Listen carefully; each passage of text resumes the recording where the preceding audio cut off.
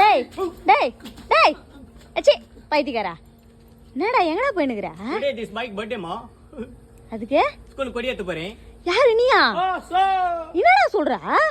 நேத்து சோஷியல் மீடியால ஒரு வீடியோ ஒன்று போஸ்ட் பண்ண 100K வியூஸ் போயிடுச்சு. Full busy. இப்போ நம்ம தான் ஸ்கூலுக்கு நம்ம தான் கொடி ஏத்த பண்ணுமா, காலேஜ் ஈவினிங் சீஃப் கெஸ்ட் பண்ணுமா. இப்போ கூட பிள்ளைங்களுக்கு நான் ரோல் மாடல்.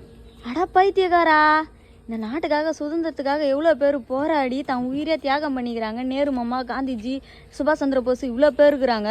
அவங்க கூட சேர்ந்து போராட்டத்துக்கு போனவங்க பாதி பேர் நம்ம ஊரில் தான் வயசாகி போய் உக்காந்துக்கிறாங்க. அவங்களெலாம் கூப்பிட்டு வச்சு கொடி ஏற்றலாம்ல. அவங்கள உர்றா ஒரு doctor, police, X military, teacher இவங்கெல்லாம் கூப்பிட்டு கொடி ஏற்றலாம்ல. நீ என்ன பண்ணிக்கிச்சுன்னு உன்னை கூப்பிட்டுக்கிறாங்கன்னு தெரியலடா. பீப்பிள்ஸோட ஐடி சொல்லு சோஷியல் மீடியால. யாரு அவங்களுக்குலாம் ஏதுற ஐடியா? ஒரு எப்படி நீ இப்ப இருக்கிற பிள்ளைங்களுக்கு தெரியும்? சோஷியல் மீடியால ஆக்டிவா இல்லாட்டா டிவெக்ட் ஆயிட்டுமா, நம்ம எல்லாம் தெரியாதுமா. அடப்பாவி. வழி விடு.